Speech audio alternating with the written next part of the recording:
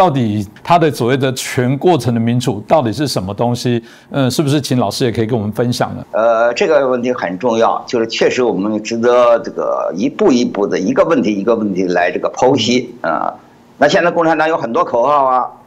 但是从他的口号本身，我们就能发现很多问题。比如说现在又在提党领导一切啊，但是大家想，党领导一切，你说党可以领导工业、领导农业、领导商业啊、领导文艺，但是对党的批评和监督，能不能让党来领导呢？那显然，如果对党的批评监督都要由这个党自己来领导，那还叫什么批评监督呢？所以你一方面你共产党你也承认共产党要接受人民的批评监督，然后你又来个党领导一切，这自己自相矛盾嘛。还有，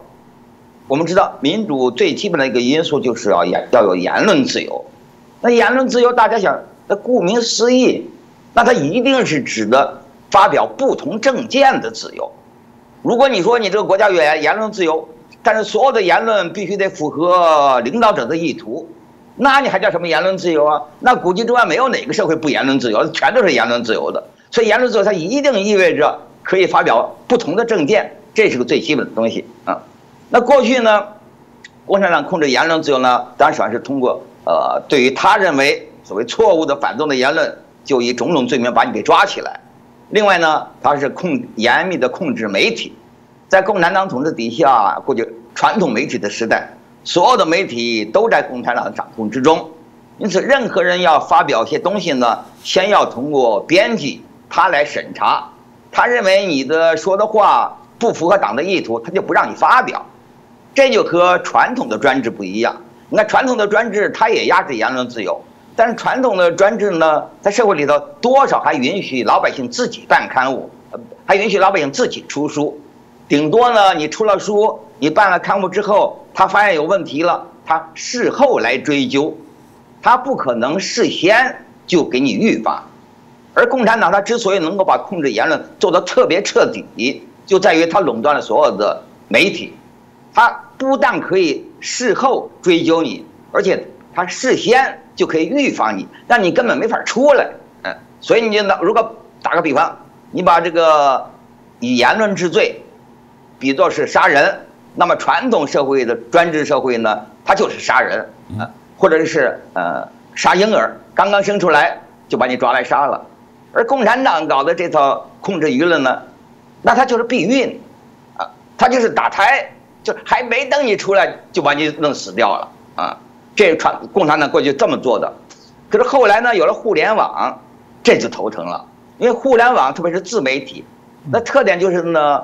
你这个网民可以不经过共产党编辑的审查，你自己就先发出来。而因为你发的特别多，他互联网的编辑，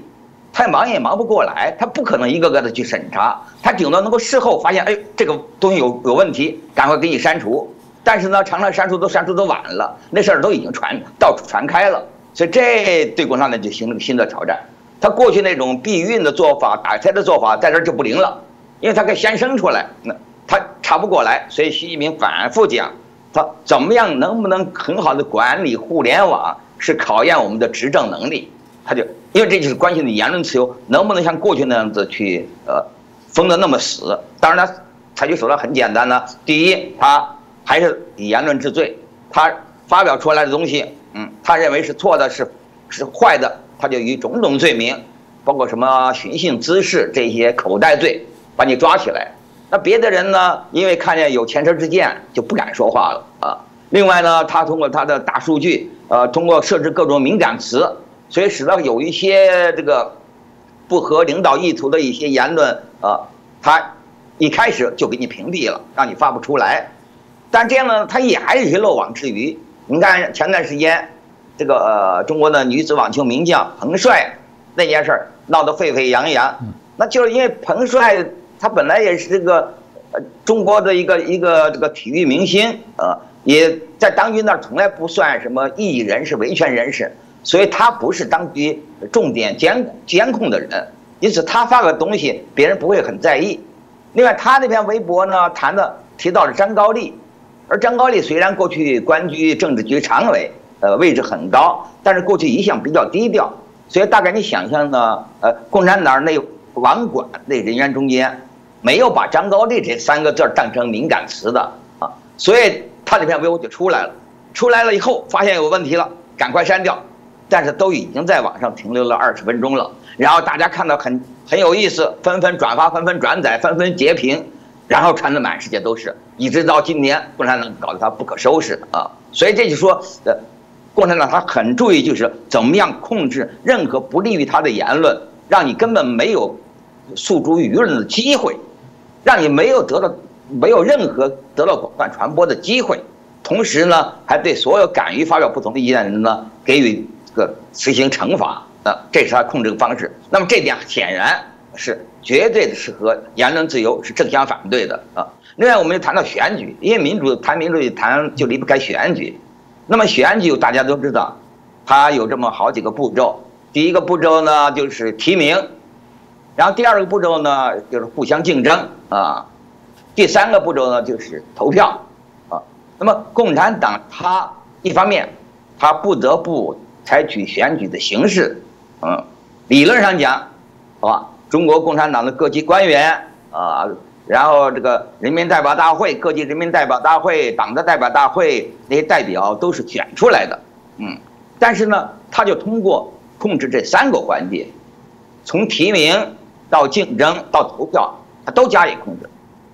那么当然，在共产党历史上呢，也曾经出现过比较像样的时候，那就是在70年代末，四人帮刚刚打倒。那大家都是从文革那种刚刚走出文革，痛定思痛，所以当时不管是民间乃至于党内，都相当有这么一些人主张中国应该自由民主。所以在那个时候，在1979年呢，中共的全国人大就通过了一个选举法尽管这个选举法规定呢，它只是针对县一级和区一级的人民代表选举，也就很基层的选举，但是呢，他确实就做了很多改革，比如说第一条提名，他就有改革。那过去共产党底下的选举，毛泽东时代的选举，那提名权完全在党组织手里那老百姓自己是没有提名的权利的。那么后来的改革了新的选举法就规定了，除了共产党、共青团、共产党的工会、学生会、民主党派，也就是那花瓶党了，说他们有权提名之外呢，选民自己也可以提名，只要有3个人复议就可以成为候选人另外呢，他还规定了这个竞争这个环节，他也提到了这个各个党团体，包括选民自己，都可以采取各种方式宣传，包括候选人可以自己宣传自己，这就等于是为互相的竞争就提供了一个空间。最后投票，它也规定的是，如果候选人人数太多，那么可以先通过预选然后选出正式的候选人，按照得票多少确定正式候选人，然后再来正式候选人再投一次票，选出你们该选出的官员或者代表。那么在1980年的时候呢，在中国很多地方，尤其是在高等院校，就展开了轰轰烈烈的这个自由竞选运动。当时我正在北大念书，那北京大学的这个竞选呢就搞得格外火热。那北京大学学生选区按说它分好几个选区，因为北大人很多嘛，北大就把学生叫本科生和研究生单独算成一个选区。这个选区呢有2个区域人民代表的名额，但当时呢就有20-30个学生、本科生、研究生出来宣布要竞选那么当时我也是出来参加竞选人之一，我得到了我们那个研究生班的同学的复议，也就成了正式候选人。然后呢，我们就可以用各种方式，包括在校园里贴大字报，包括油印传单，包括在大食堂、在大礼堂举行辩论会、答辩会和选民的座谈等等等等，这么互相辩论，这个大家这个热火朝天了1个多月，然后就进入投票。由于参选的人太多，第一次投票就是预选，那么你2个代表中间就把得票最多的3个人作为正式候选人，然后再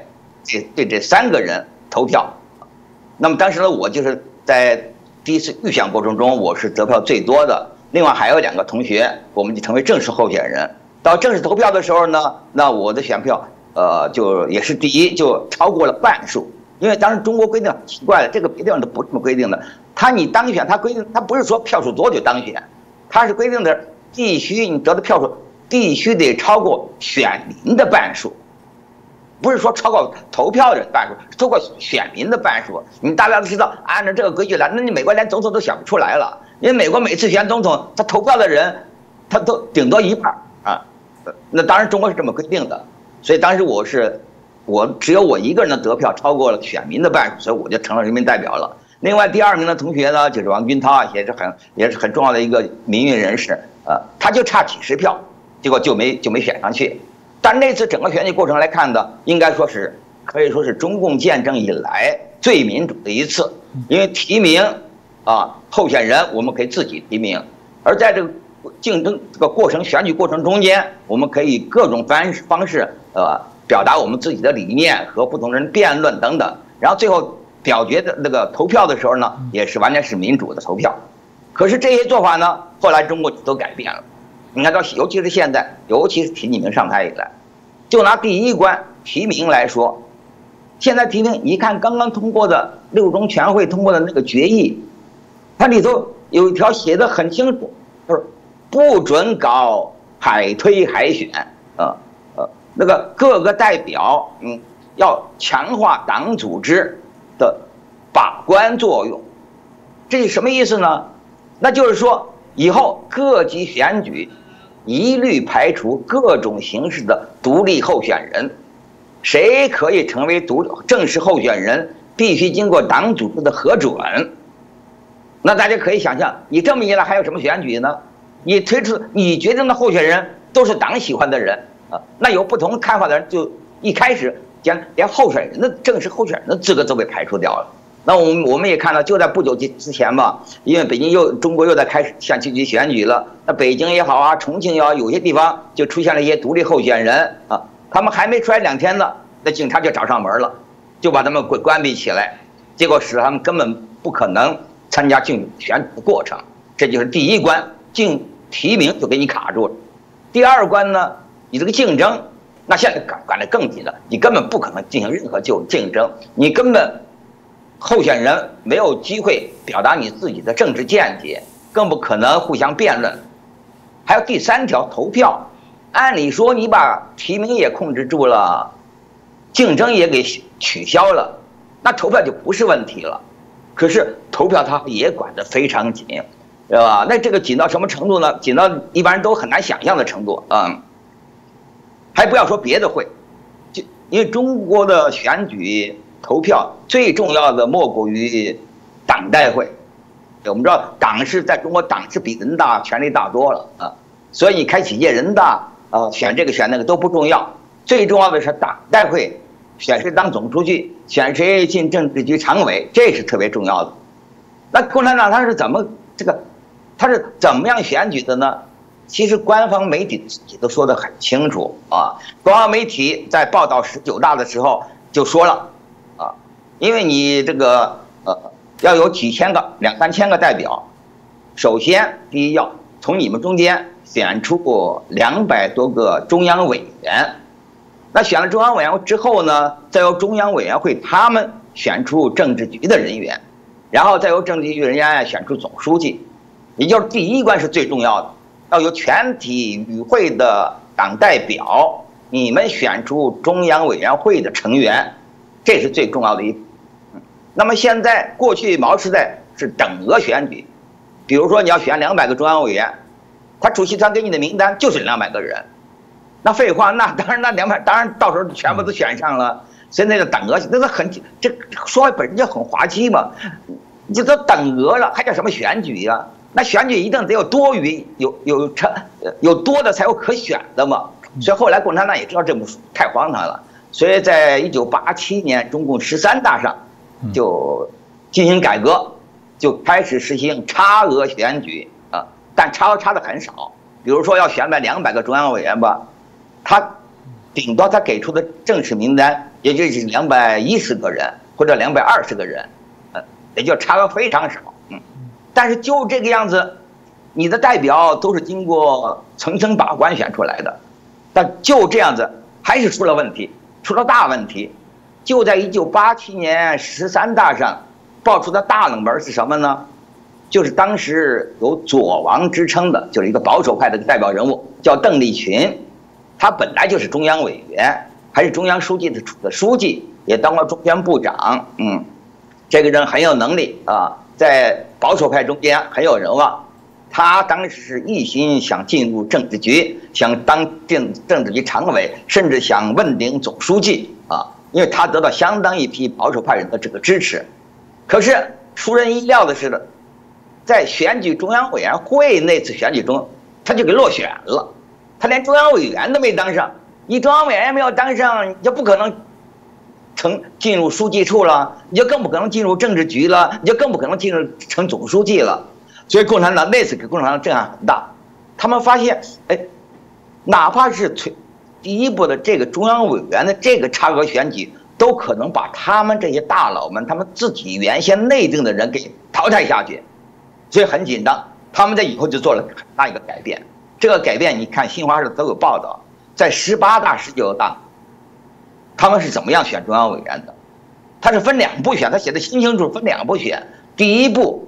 是让各个代表团，就是按照省、按照市、按照自治区，比如北京市代表团、甘肃省代表团、这个内蒙古自治区代表团，你们分别开会，然后主席团给你们一个名单，比如要选200个中央委员，给你210个人的名单。叫你们一个差额选举，然后选出来之后，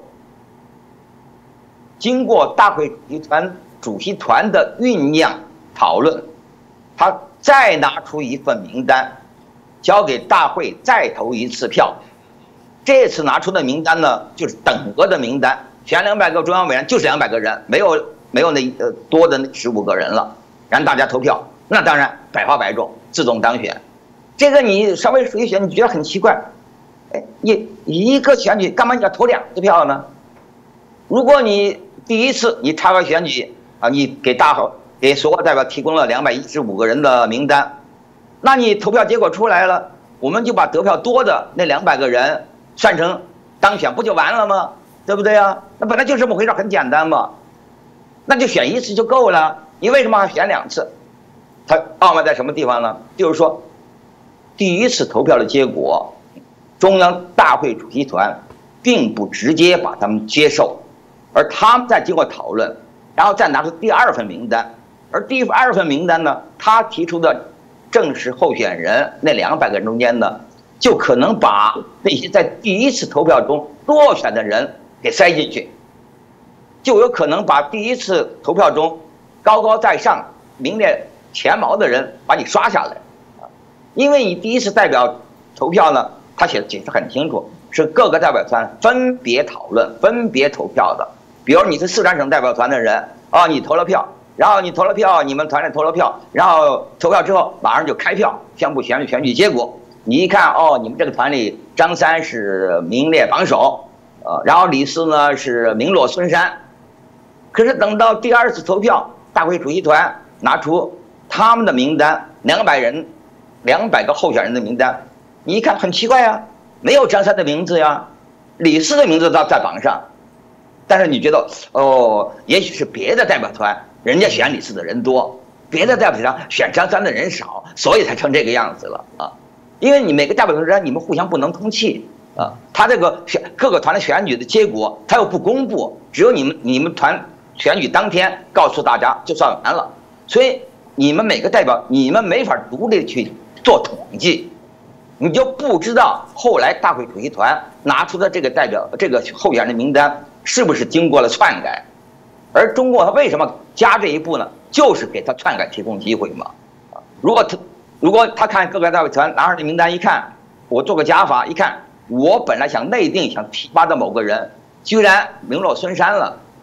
那我再赶快把他名字放在正式候选人中间去。反过来某个我不喜欢的人反而名列榜首了，那我就把他名字拿下来，谁也不知道。你看这些过程，他是写在新华社的文章上的、报道上的，一般人不注意，你一注意，你就会发现中间有蹊跷嘛，然后你知道他是这么搞的。所以你看，整个选举，这说明什么问题？第一，说明共产党他不是不懂，他很懂选举应该怎么进行，应该谁怎么样提名，应该怎么样竞争，应该怎么样投票。但是他在每一个步骤中间都做手脚，采取一些公开的、发表成文字的东西，或者一些暗中的一些手法，实际这3个步骤都完全脱样，这个变形，完全走样，因此使得这个整个选举呢，纯粹变成了你们大佬们的你们一场自编自导的戏剧。这就说明什么呢？说明第一，说明中共不是不懂什么叫自由民主，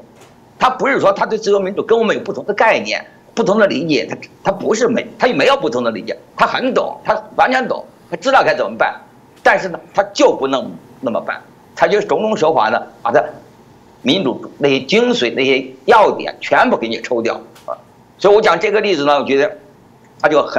这些都是有案可查的，所有都是有文件、有资料。官方发布通可以查的，你一看就看清楚了，这就说明了它的全过程民主